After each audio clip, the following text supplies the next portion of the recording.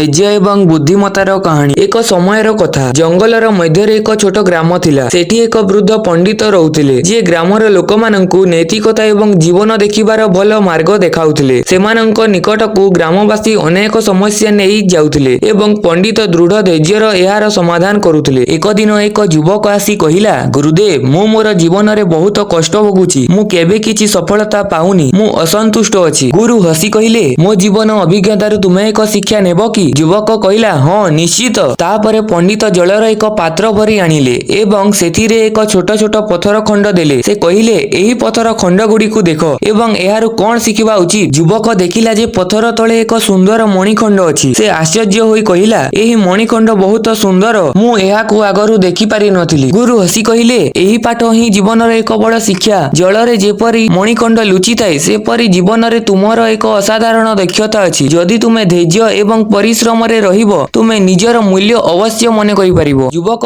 एही कथा शुणी बुझिला जे जीवन रे केबे भी हताश हेबा उचित नुहे। परिश्रम कले एवं धैर्य रखिले निश्चित तार एक दिन असाधारण सफलता आसीबो। एही कहानी हमकु शिखाए जे धैर्य एवं सठिक प्रयास द्वारा आमे निज जीवन रे एक दिन सफल होई पारिबु।